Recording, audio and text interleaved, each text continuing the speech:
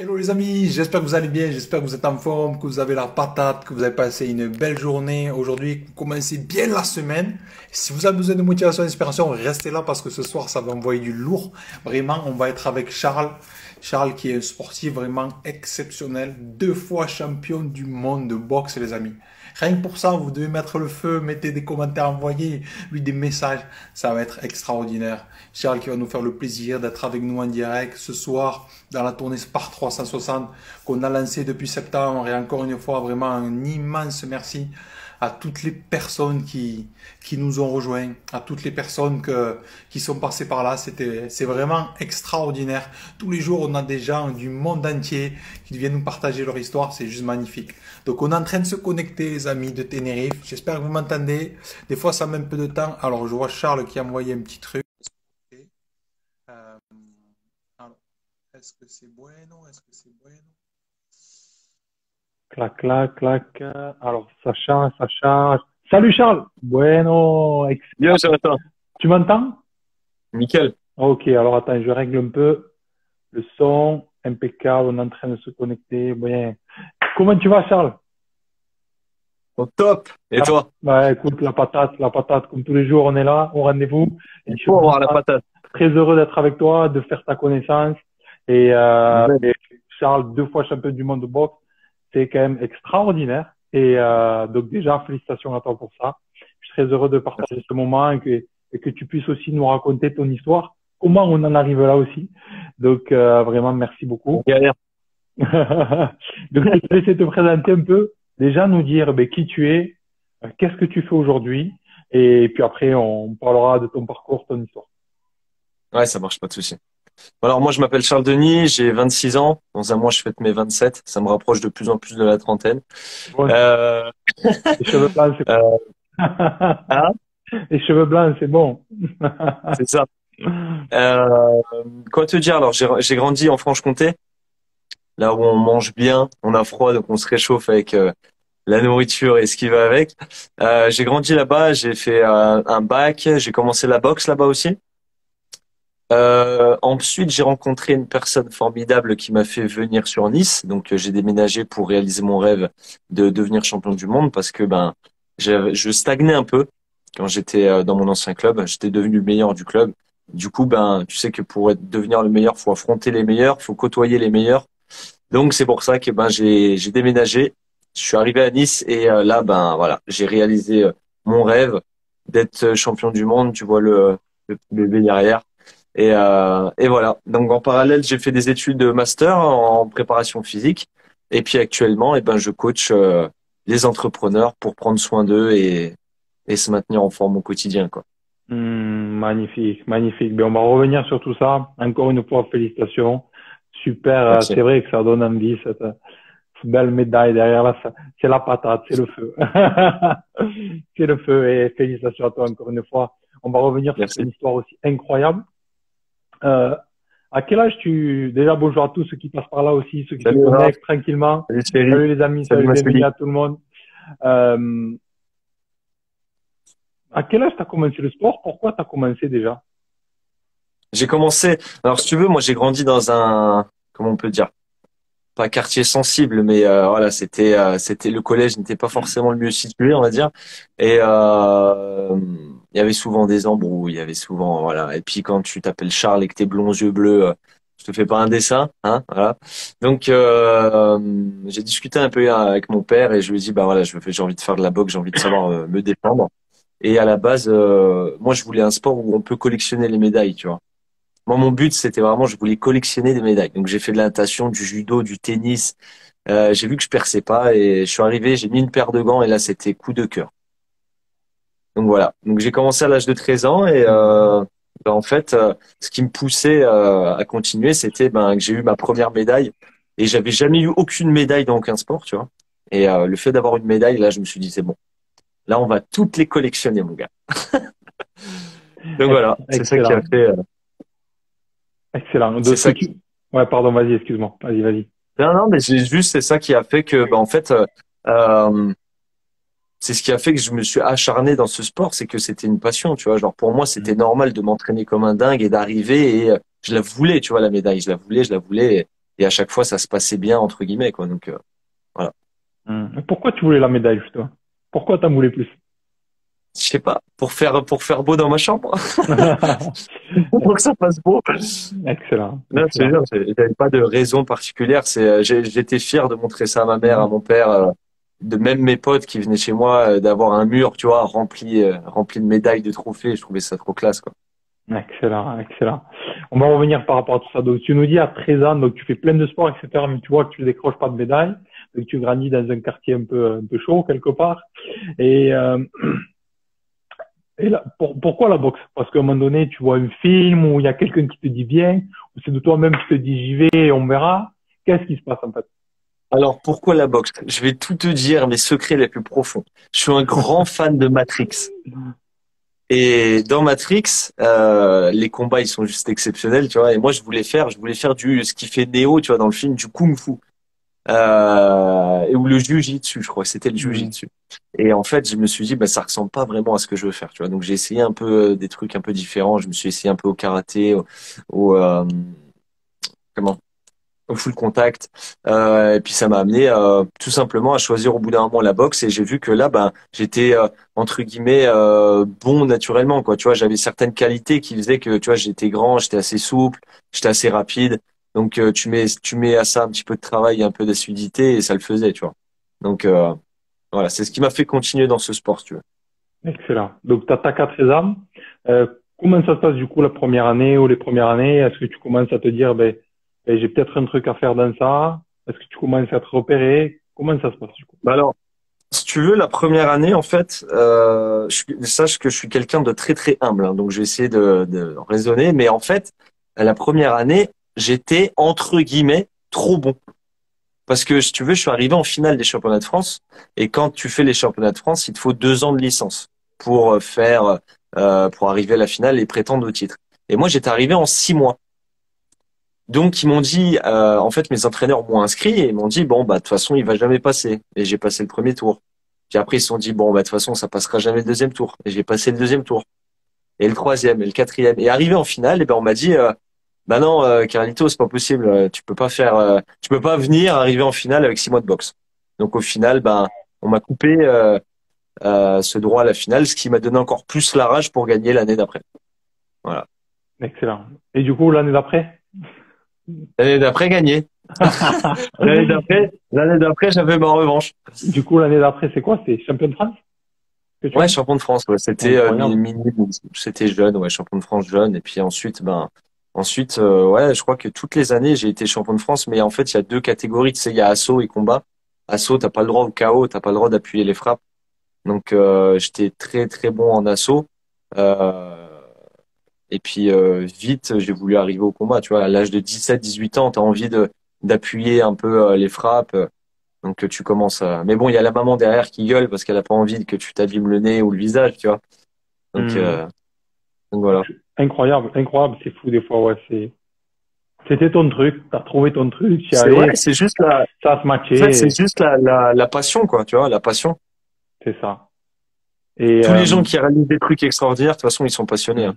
Exactement, bah, c'est ça. Et du coup, comment ça se passe la suite? Parce que bon, tu enquilles, tu grandis, voilà, à côté, ben, t'es au collège comme tout le monde, tu fais tes études. Euh, comment ça se passe un petit peu la suite quand justement tu as 17 ans, 18 ans, quand ça commence à être plus sérieux? Est-ce que tu te dis, peut-être un jour je peux être un des meilleurs, je peux être peut-être champion du monde? Est-ce qu'il y a des gens qui te repèrent? Comment ça se passe? En fait, il y a plusieurs personnes qui me repèrent, mais moi, j'avais pas forcément envie de travailler avec eux, tu vois. Et un jour, je me suis dit, ben vraiment, moi, j'ai envie d'être champion du monde, tu vois. C'était vraiment mon rêve ultime. Et comme je t'ai dit, ben dans mon club d'avant, ils me l'ont clairement dit. Ils m'ont dit, nous, on n'arrivera pas à t'emmener jusqu'au toit du monde, quoi. En gros. Et donc là, à ce moment-là, j'étais en équipe de France, je deviens champion d'Europe. Et je rencontre mon ex petite amie. Malheureusement, on s'est séparés, mais je la rencontre en équipe de France et elle m'invite chez elle. Et je vois l'entraîneur de l'équipe de France chez elle. Et je me dis, c'est quoi ce bordel là? Pourquoi il est là, Franck? Et en fait, Franck, donc l'entraîneur de l'équipe de France, était son père. C'est Tu pas vois, vrai. tu vois le bordel. Donc du coup, Incroyable. en fait, je suis tombé amoureux de cette fille et du coup, d'une pierre deux coups, son père est devenu mon entraîneur. Voilà. Lourd. Voilà. Et en fait, T'en as chié pendant lourd. 8 ans, c'est ça, j'en ai doublement chié. Et c'est encore le cas, c'est encore mon entraîneur, Franck May, Nice Boxing. Euh, c'est lui qui m'a permis lui et mes sparring, hein, tous mes partenaires d'entraînement m'ont permis d'arriver champion de France junior, champion de France espoir, champion de France élite B, etc. Et puis d'arriver à être champion du monde. Voilà. Donc j'ai Hmm. été champion du monde junior et j'ai perdu face à Ibrahim.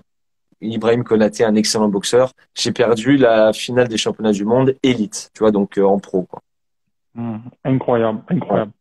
Donc, donc là, quand même, parce que tu as fait une avance rapide, et tu disais que tu étais dans un club, qu'est-ce qui fait que tu vas partir à Nice, en fait? Euh, Qu'est-ce qui fait que je vais partir à Nice? Déjà d'une, il y avait mes études, STAPS. Je voulais faire STAPS. Euh, il y avait le cadre de vie, le sud, hmm. hein. Quand tu es à Belfort, en Franche-Comté, et que tu vois le soleil H24 dans le sud, tu réfléchis pas 15 fois. Donc le sud, ma copine, les études, la boxe, il y avait tout, quoi. Il y Excellent. avait tout. Du coup, ton entraîneur te suit quand tu pars à Nice? Comment ça se passe? Non, mon entraîneur est déjà sur place, il est déjà à Nice. En fait, ma petite Hmm. amie vivait à Nice Ok, et lui, du coup, vu que c'était son père, il ok, il vivait à était Nice. déjà à Tu vois, Nice. donc, Excellent, voilà. excellent, nickel. Et donc tu as dit, tu as eu des combats que tu as perdu aussi, des combats. Ouais, bien sûr. Comment ça se passe quand tu perds des gros combats qui sont importants? Comment tu réagis par rapport à ça? Alors, je pense que j'ai grandi 10 fois plus avec les combats que j'ai perdus. Tu vois, ma première année en finale, où on m'a coupé l'herbe sous le pied, ça m'a fait grandir. Je me suis dit, ok, je vais me poser, je vais pas m'enflammer, je vais mettre des choses en place. Hmm. Ensuite, j'ai commencé, bon, j'ai gagné beaucoup de championnats de France. Je suis passé en combat. En combat, j'ai gagné mes 2 premiers combats par KO à la première reprise. Et le troisième combat, je me suis senti pousser des ailes, tu vois, la grosse tête un petit peu qui arrive. Et je me suis dit, bon, de toute façon, c'est bon, lui, il va pas faire un round. Et je me suis fait, quand je te dis, mais démonter, je me suis fait, mais humilier. Humilier. Et Hmm. du coup, je me suis dit, ok, tu vas redescendre sur terre, Carlito, et tu vas te remettre à travailler, tu vas te taire un peu et tu vas rebouger correctement, tu vois. Ça, c'était le premier combat que j'avais perdu. Ensuite, j'en ai perdu deux, trois, mais vraiment, celui qui m'a fait le plus grandir, c'était face à Ludovic Nassibou. C'était un gros tournoi où il y avait 30 000 € à gagner à la clé, tu vois. Et dans la même soirée, tu peux boxer un champion du monde, tu peux boxer un champion d'Europe, le champion de France en titre, tu vois. Et on te met tout, en fait, on fait une cage à poules et Incroyable. on te met, et c'est le dernier qui s'en Ouais. sort, tu vois. Voilà, et le dernier combat, il est sur YouTube et vraiment tu vois que j'ai la jambe, elle est en vrac, j'ai la tête, elle est comme ça, et au final, je pense que j'ai jamais fait un aussi beau combat, tu vois. Mhm. Mais je l'ai perdu. Ok, Mais c'est c'était vraiment le combat où j'ai donné corps, âme, tout ce que tu veux, quoi. le plus dur. Ouais, le plus dur, le plus dur, le plus dur et le plus constructif et celui dont je suis le plus fier. Magnifique. Ludovic Nassibou, petite dédicace. Yes. Excellent. Très, très beau. Et parce que c'est vrai que bon, les sportifs, quel que soit le sport, on a l'habitude d'avoir des échecs, de rebondir, etc. Mais pour beaucoup de personnes qui vraiment ne sont pas dans du sport de haut niveau, tu sais, on voit les médailles, on voit ci, on voit ça, on applaudit, c'est bien, c'est bien. Mais comment toi personnellement tu as réagi face à ces épreuves difficiles, ces moments de combat que tu mises tout, et putain, je suis à deux doigts de gagner 30 000 €, je suis à deux doigts de... Comment tu réagis par rapport à tout ça? Comment t'avances en fait? Quand t'as perdu?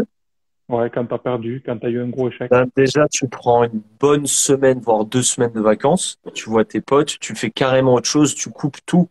Mais vraiment, tu coupes tout, tu ne penses plus à la boxe. Tu te remets, tu guéris les blessures. Et ensuite, ça dépend ce que tu veux. Tu vois, moi, aujourd'hui, j'ai été champion du monde 2 fois, une fois vice-champion du monde élite. Moi, ça me fait plus rêver, tu vois, Hmm. d'accumuler les championnats. Tu vois, là, cette année, je vais faire les championnats. J'y vais en mode, je retourne sur le ring après 3 ans d'absence. Voilà. Mais j'y vais pas en mode, plus la grinta comme avant, si tu veux. En fait, j'ai déjà réalisé mon rêve, ça me fait plus Ok. rêver, tu vois. Mais par contre, quand j'avais perdu et que j'étais pas encore champion du monde, ben là, tu te remets en question et tu t'entraînes genre 10 fois plus. Tu vois, tu te Mhm. dis, c'est pas possible, quoi. Qu'est-ce qui s'est passé? Il faut que j'y arrive, tu vois. Et je sais que, en fait, moi, je pars du principe que si quelqu'un peut le faire, moi aussi, je peux le faire. Et si tu me dis que je peux pas le faire, je vais tout faire pour pouvoir le faire 10 fois plus. Tu vois? Mhm. Ça me plaît. Voilà. Non, mais, Excellent. Excellent, en Charles. fait, il y a plein de gens qui m'ont dit que j'arriverai jamais à devenir champion du monde. Et je dis, tu verras, tu vois? Justement, Comme il y a comment? plein de gens qui Ouais, m'ont dit, ouais. hein. Non, vas-y, finis. Non, mais c'est que comme il y a plein de gens qui m'ont dit, voilà, là, je suis en train de tenter l'aventure, tu vois, pour koh j'ai posté ma candidature, etc. J'ai fait des petits montages et tout. Je sais que même si ça passe pas cette année, je recommencerai l'année prochaine et je recommencerai l'année prochaine jusqu'à mes 50 ans s'il faut, tu vois. Mais je sais que je ferai koh un jour. Mhm. Bon, si l'émission dure encore, mais tu vois, je sais que je ferai tout en œuvre pour pouvoir le faire, quoi. Et t'as tout pour physiquement. T'es habitué à sécher, t'es habitué à On t'entraîner, t'es verra. habitué à chier. Non, mais Il manque un peu des réserves. là, en tout cas, c'est magnifique. Euh, la question que j'ai envie de te poser, c'est peut-être si aujourd'hui il y a des gens qui regardent ce live, des sportifs qui ont envie de devenir sportifs de haut niveau, en replay ou sur YouTube, n'importe, mais qui vont regarder. Euh, des gens qui ont comme toi, qui ont soif de victoire, ok, qui ont soif de victoire pour X raisons, quelle que soit leur raison. Si tu avais trois conseils à donner à peut-être à des jeunes comme tu as été et que tu tombes sur cette interview aujourd'hui, quels sont les trois conseils ou trois choses que tu aimerais leur dire pour justement avancer et aller chercher leur objectif? Trois conseils. Premier conseil, je leur dirais de croire en leur capacité, croire que c'est possible. Tu vois, tout est possible. Quand à 13 ans, j'ai commencé à boxer, déjà de base, je voulais pas trop faire de compétition. Tu vois, même si c'était les médailles, je voulais pas faire des championnats de France, Europe. Tu vois, je voulais juste faire des petits interclubs et tout. Et ensuite, je me suis dit, bah tiens, je sens que c'est possible. Plein de gens me disaient non, et au final, si, c'est possible. Tu vois.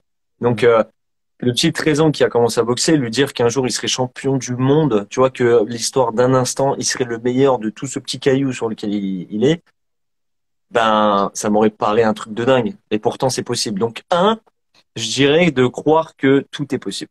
Vraiment, tout est possible. Deux, je leur dirais de jamais lâcher l'affaire. Jamais lâcher l'affaire. Si tu perds, c'est qu'il y a une raison. Mhm.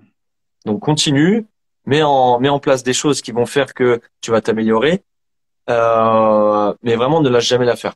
Change ta méthode, continue, travaille tes points forts, améliore tes points faibles.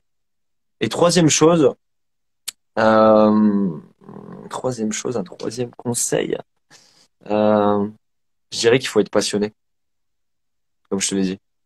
Si t'aspires, si tu fais un sport et que tu fixes le résultat, sans être passionné, t'arriveras à rien. Mhm. Si tu comptes uniquement sur la motivation et de te dire, ouais, moi je veux trop être champion du monde, mais que derrière tu mets rien en place, ça va pas marcher.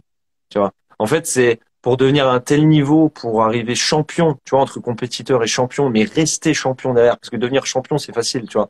Mais rester champion Mhm. des années, des années, ça, c'est le plus dur.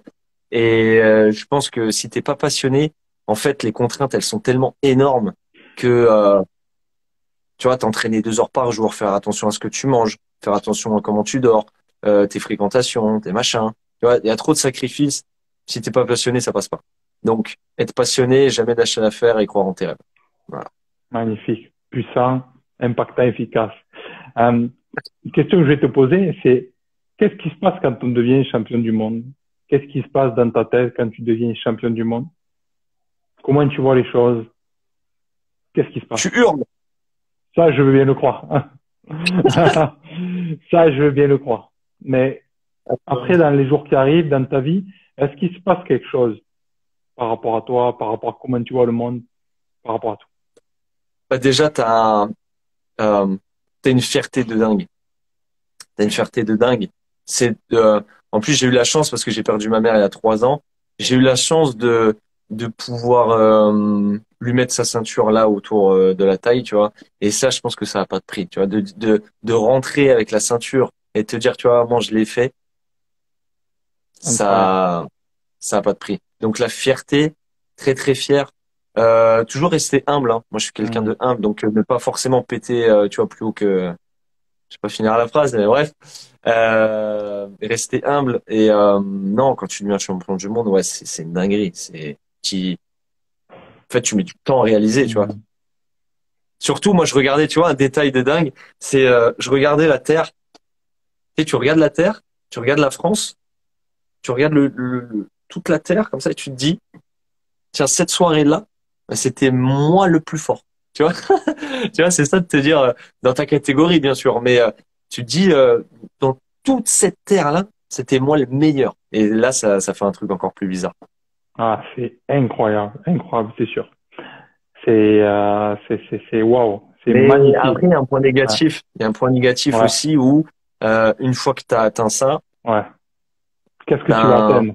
Qu'est-ce que tu vas qu'est-ce que tu atteindre? fais, tu vois? Qu'est-ce que tu fais? Ouais. Tu vois, et en fait, c'est bien parce que je fais autre chose maintenant. Hmm. Je fais autre chose. Tu vois, je développe mon business, je m'occupe des gens. Maintenant, je m'occupe des gens. Tu vois. Mais c'est vrai que ça casse un peu l'élan, tu vois, parce que t'es champion de France minime, champion de France espoir, champion de France junior, champion de France élite, Yeah. champion de France pro, champion d'Europe, champion du monde. Et ensuite, y a rien, tu vois, à part refaire champion du monde et refaire champion du monde, mais j'en ai pas envie. Donc en fait, ça brise un petit peu le- ça, ça brise la chaîne, quoi. Je comprends tout à fait. Et ça, c'est quelque chose qu'on retrouve chez tous les sportifs de niveau. Le jour où pour X raison, tu dois arrêter ou tu arrêtes, il y a tellement, et on en parle souvent dans les lives avec les sportifs, il y a tellement une émulsion, un objectif énorme qui est viscéral, une équipe, une énergie, une émotion au quotidien qui est dégagée, que ce qui manque après, c'est ça, en fait. C'est ce niveau d'émotion forte, en fait. Ouais, Tu vois? Que c'est clair. que après, ben, chacun fait comme il peut. En fait, t'arrives pas à le revivre. C'est ça. T'arrives pas à le Et, revivre. En fait, l'émotion, elle était tellement, mais j'ai boxé en Russie, à Saint-Pétersbourg, dans un centre commercial où il y avait, je crois, 15 000 personnes. Tu vois, c'est le centre commercial le plus grand d'Europe. Et ils avaient mis un ring au milieu. Et bien entendu, bon, personne n'encourage le français, hein, tu t'en doutes bien. Et quand tu bats le russe en Russie, devant son public russe, et que tu gueules, et que tout le monde t'applaudit, et que t'es pas chez toi, t'es à 5 000 kilomètres de chez toi, c'est c'est juste dingue. Et après, tu rentres à l'hôtel et tu vois Facebook, Instagram, tu reçois, je sais pas, 500 messages, des partages de partout. Et tu te dis, waouh, mais c'est un truc de dingue ce qui se passe, tu vois. Et le pire, c'était là-bas parce qu'en France, c'est pas trop médiatisé, mais là-bas, je crois que c'est le troisième sport national, tu vois, la boxe française. Donc en gros, nous, on sortait dans les bars, t'avais tout le monde qui nous reconnaissait, t'avais nos gueules à la télé, tu vois, genre, et non. c'est bien à vivre, tu vois, c'est bien à vivre. Je le vivrais pas en France, tu vois, je serais pas un Mbappé ou un truc comme ça qui peut pas sortir faire ses courses tranquille. Mais c'est bien de le connaître et de le vivre, tu vois, genre ce petit sentiment de je dirais pas de célébrité, tu vois, mais Puissance. ouais, un instant, ouais, un instant, tu vois. Hmm. Mais je pense que c'est bien de le connaître et c'est bien de comprendre que t'as pas envie de ça, tu vois. J'ai pas du tout envie d'être une star ou quoi que ce soit, tu vois. Genre, ça serait invivable. Yes, c'est très très beau ce que tu as partagé, c'est énorme. Là, forcément, ça m'a fait penser direct au film de Rocky, en Russie et tout, Ouais, voilà, c'est vrai, ouais, bah ouais, ouais. une Rocky, il est en dinguerie, Russie aussi. hein? Ouais, c'est ça. Exactement, une folie, une folie. Oh, c'est Ouais, c'est incroyable. exactement Mais ça. c'est vrai, quand tu vas tellement haut dans ses émotions, c'est extraordinaire. Pour comparer au rugby, c'est vrai que même si c'est différent parce que c'est collectif, mais Bah, il y après, a quelque c'est chose un... oh, il y a quelque chose de puissant aussi que tu sais que tu mets le maillot, tu sais qu'il y a du monde autour. C'est une émotion en fait que, encore une fois, c'est entre spectateur et dessus acteur. Waouh, c'est extraordinaire en fait. c'est dingue, T'es c'est plus dingue. là, t'es plus là. Tu vois, genre, en fait, bah déjà, le rugby, tu vois, c'est différent parce que tu as l'esprit d'équipe. Et je pense que Mhm. la victoire, elle doit être vécue encore différemment. Tu vois, les sports d'équipe, si tu perds, en fait, c'est pour ça que je fais pas de sport d'équipe, moi, parce que je veux me dire, si je perds, c'est uniquement de ma faute. Mhm. Tu vois. Mais par contre, la victoire, elle doit être belle aussi, en sport d'équipe. Genre, t'as gagné tous ensemble. Tu vois, t'es champion du monde, mais tous ensemble. Ça doit être une dinguerie. C'est clair. Et en tout cas, c'est magnifique, hein. Aujourd'hui, quels sont tes projets, Charles? Donc, tu es coach. Ok, dis-nous un peu ce Ouais. que tu fais Quels sont tes projets par rapport à tout ça, si tu veux en parler? Alors, si tu veux, moi, mes projets actuels, c'est reprendre la compétition. Donc là, au niveau du sport, je boxe dans 2 semaines, me remettre un peu sur le ring parce que déjà d'une, ben, ça va me faire du bien, remonter sur le ring, revivre des sensations. Ça fait 3 ans avec le Covid, etc. Bon, c'était un peu la merde. Et au niveau pro, j'ai lancé mon coaching. Donc là, il y a maintenant 2 ans, et maintenant, comme je t'ai dit, j'aide les entrepreneurs à à prendre du recul un peu sur leur activité, prendre soin d'eux parce que c'est des gens qui prennent beaucoup de soin des autres, mais Hmm. eux, c'est un carnage. Niveau du stress, ils sont au summum. L'activité physique, on n'en parle même pas. Euh, Vers les 40-50 ans, ben, on voit qu'on a 20 ou 30 kilos en trop, tu vois. Donc, c'est à ce moment-là que j'arrive, moi. C'est pour leur dire, OK, tu veux continuer dans ton business, tu veux continuer à profiter de tes enfants, ben, prends un peu soin de toi et lance-toi avec 3 mois avec moi et on va régler tout ça, tu vois. Hmm. Excellent, excellent. Et est-ce que tu as d'autres projets que tu as par rapport à tout ça après, le coaching, que tu as Le envie de parler? coaching, la boxe, Comment tu euh, vois les choses?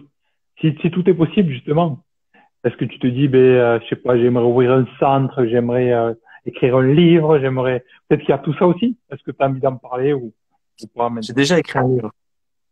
Ah, mais montre-le. Magnifique, magnifique. Et C'est pour les aider où c'est qu'on peut l'acheter ton livre, du coup? dans mon lien de ma bio Instagram. Bon, mais En gros, on mettra le lien. j'ai épluché, je sais pas, 3 clips sur la nutrition, au moins 5 formations. Et en gros, je me suis dit, bah, il y a quand même pas mal de trucs qui se rejoignent. Si j'en faisais un condensé et que je le vendais à 8 euros, tu vois. Hmm. Voilà. Donc en gros, mes heures, des heures et des heures de renseignements de partout, à droite, à gauche, des expériences avec mes clients. Tu vois, je veux quand même que ça soit interactif et concret. J'ai mis ça dans un bouquin et je le donne entre guillemets gratuitement puisque je touche, je crois, 20 centimes sur le livre. Donc en gros, il paye juste les frais d'expédition. Donc en gros, c'est un livre gratuit où il y a tout résumé dedans. Magnifique, super initiative. Félicitations à toi. Voilà. Excellent. Et Dernière les petite question. projets, bah Ouais, sinon, ouais, koh vas-y, hein. vas-y. Yes, Koh-Lanta, feu. Ben, il n'y a pas de raison, hein. Ça, je sais pas avec le Covid Ouais, comment ça se passe en ce moment-là, mais j'imagine qu'il va y avoir des éditions, hein, vu que ça cartonne, que ça va pas s'arrêter, quoi. on va voir. On va voir, hein. Je vais. Après, je sais pas si j'ai eu la bonne stratégie de publier ça sur les réseaux parce qu'apparemment ils aiment pas trop ça. Mais c'est une stratégie parmi une autre. L'année prochaine, si ça passe pas, ben je le ferai un peu plus discret. On verra bien. Mais Il faut n'y que a je le pas de fasse. raison. Ouais, mais Faut que je le fasse. ça va être une dinguerie à Bah vivre tu aussi. vois, quand on parlait des épreuves, un peu ce qui me fait ce qui me ferait Hmm. vibrer, etc.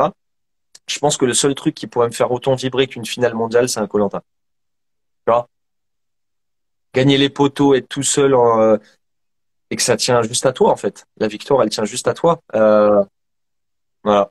C'est, ça serait vraiment le truc. Puis en plus là, t'as pas ta famille et 500 potes qui te regardent. Tu sais, t'as toute la France, quoi. Donc, Ouais, c'est sûr. ça serait Ouais, dingue. c'est une dinguerie, ouais. Ça doit être une dinguerie. Et je sais pas si ce mois-ci, je crois que j'ai une personne, justement, avec qui on doit faire un live qui a fait koh. Ah ouais? Si Ouais, jamais c'est cool. je te mettrai en contact. Ouais, c'est cool. Dernière petite question que j'ai envie de te poser, c'est Vas-y, vas-y.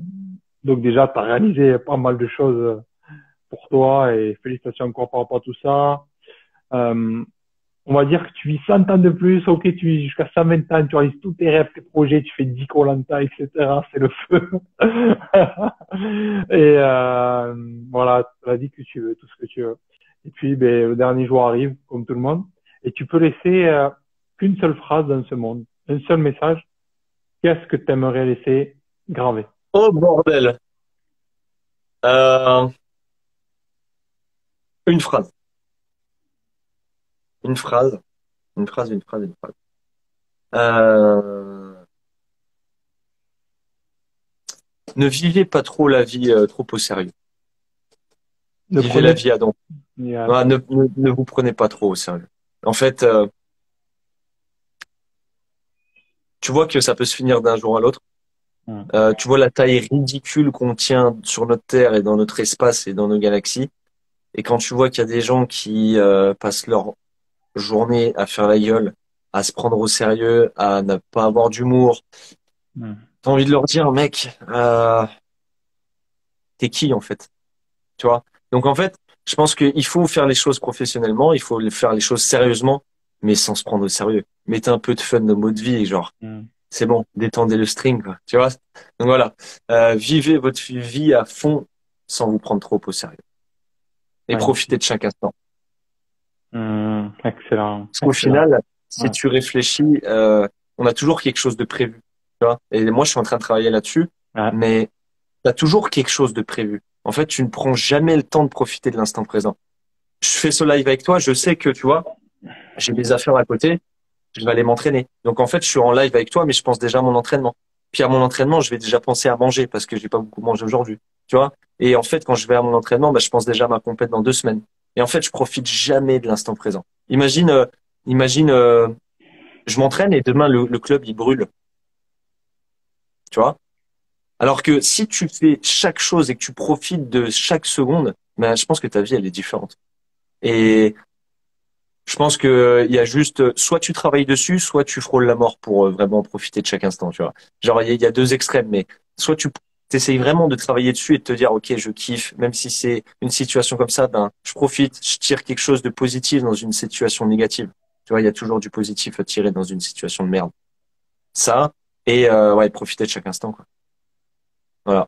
C'est marrant que tu parles de ça parce que il y a récemment, j'ai fait un post justement avec une photo de rugby et j'ai mis, il m'a fallu 30 ans pour comprendre en fait qu'est-ce que je recherchais vraiment, tu vois, dans ma vie, de mon quotidien, pourquoi je me voulais me dépasser, m'entraîner plus, etc., etc., etc. Bref, en fait, j'ai réalisé que ce que je recherchais, c'était quoi? C'était un sentiment de satisfaction, de victoire au quotidien. Quand Ouais, j'ai ouais. réalisé ça, ça a tout changé. Parce que quand j'ai commencé au début, il y a 7 ans, l'entrepreneuriat et même le sport et tout, c'était toujours des plans. Des plans, je veux être ci, je veux avoir ça, je veux être millionnaire, je veux ci, je veux ça. Ouais, les plans, c'est OK. Mais une fois que tu as ton plan, tu le mets de côté. C'est-à-dire que si tu te dis, OK, pour moi, qu'est-ce qui est vraiment important pour moi dans ma vie? Tu vois? Et ça, c'est que je tombais au bas, comme je t'avais dit, que j'ai fait ma liquidation, que j'ai plus joué rien. Je me suis dessiné, on était en Alsace, dans un point paumé, j'ai dessiné un cœur et je me suis dit, John, c'est quoi qui est vraiment important pour toi dans ta vie? J'ai dessiné ce cœur avec 4 artères. Je me suis dit, John, c'est quoi qui est vraiment important dans ta vie? Maintenant, t'es plus rien quelque part. Ben, le sport, redonner, la famille. OK? Une fois que tu as tes choses-là, tu sais que si tous les jours tu le fais au quotidien, tous les jours tu vas être bien, tu vois. Tous les jours tu vas Ouais, être ouais, heureux. grave, Et ça fait une grave. énorme différence. Bah, Et, tu vois et ce que tu, ça apprend à vivre maintenant, tu vois. bah, ce que tu me dis là, tu vois, c'est en rapport avec l'entrepreneuriat, tu vois. Moi, si ma mère n'était pas décédée, j'aurais sûrement fini dans un décathlon à me lever à 8 heures et à finir à 17 heures en gagnant mes 2 000 € par mois et en profitant de mes vacances du 15 juillet au 1er août, tu vois. Alors que là, quand elle est décédée, en gros, je me suis dit, il y a forcément une raison, il y a forcément un truc à construire là-dessus, il faut pas qu'elle soit morte pour rien. Et je me suis dit, elle a passé toute sa vie à travailler et elle a jamais voyagé, elle a jamais kiffé, elle a fait travail, travail, travail, travail, travail. Et je me suis dit, ben, ok, je vais faire du coaching. C'est incertain. T'es toujours dans l'effort, t'es toujours à te remettre en question, tu fais 10 000 trucs. Mais par contre, tu vois, aucune de mes journées n'est la même. Je vais tourner des vidéos YouTube, je vais me promener, je fais un vlog, je fais un vocal, je fais des tutos, je coach des gens, je transforme des vies. Je fais perdre 40 kilos à un mec, il quitte son job, il retrouve une femme. Tu vois ce que je veux dire? Et en fait, aucune de mes journées n'est la même. Et c'est pour ça que moi, j'aimerais bien transmettre ça aux gens, c'est que l'entrepreneuriat, c'est vraiment une aventure de dingue. Exactement. Et si vous avez l'occasion de... Ce qu'il y a dans votre tête, vous pouvez le vendre. Vous avez forcément quelque chose à vendre. Quelque chose que quelqu'un ne sait pas. Tu vois? Donc, à partir de ce moment-là, tu le mets sur écrit, tu en fais une formation, tu la vends. Voilà, tout Yes. simplement. Yes. Et c'est super ce que tu as partagé. Pour rebondir justement, pour terminer avec ça aussi, c'est pour moi entreprendre, tu vois, c'est même pas être entrepreneur, c'est-à-dire je vais créer une entreprise, dire que je suis entrepreneur. Non? C'est décider de je suis entrepreneur, c'est je décide d'entreprendre ma vie, C'est d'entreprendre ma ça. vie. Ouais, c'est ça. Et ça commence simplement, qu'est-ce qui est important pour moi? Mais c'est vrai que c'est commencé l'être humain aussi. On attend d'être dans des cas où on s'est complètement brûlé, où c'est plus du tout pour nous. Et il y a toujours une limite d'acceptabilité. Et tant qu'elle n'est pas en bas, ben, tu vas pas changer quelque part. Et il y en a qui ne changeront C'est pas clair. quand même. Mais Ouais, ouais, voilà quoi. ouais, ouais. Voilà, Ça, c'est des idiots. Mais ouais, c'est moi, à mon avis, il faut pas attendre d'être au fond du fond, tu vois, pour changer. Juste, tu vois, par exemple, si tu veux te lancer dans l'entrepreneuriat, t'es pas obligé de passer d'un extrême à l'autre. T'es pas obligé de quitter ton taf pour te lancer entièrement dans ton truc. Tu peux avoir ton travail, mais le soir, quand tu rentres, au lieu de te foutre devant Netflix et de regarder les anges, eh ben, mets-toi 2 heures, lis. Non, mais tu vois ce que je veux dire? Mets-toi 2 heures, lis, essaie de savoir ce que tu as envie de faire, essaie de savoir comment tu veux le faire, apprends à monter une petite vidéo, essaye de développer un Mhm. peu ton Instagram, tu vois, t'avances. Yes. Magnifique. Voilà. Excellent. Mais écoute, Charles, ça m'a fait très, très plaisir de faire ta connaissance. Vraiment, Ça marche partager de ce même. live. Vraiment, je repartagerai sur YouTube, tout ça, ça restera en replay. Et vraiment, une super personne. Les amis qui regarderont ce live maintenant, abonnez-vous au compte à Charles, si c'est pas le cas. Mais vous pouvez suivre tout ce qu'il fait avec une belle énergie et c'est quelqu'un vraiment, mais ça se voit aussi, c'est ce que j'aime beaucoup chez sportif. Quand il devient entrepreneur, c'est qu'il y a une véritable implication. Et ça, c'est très, très beau.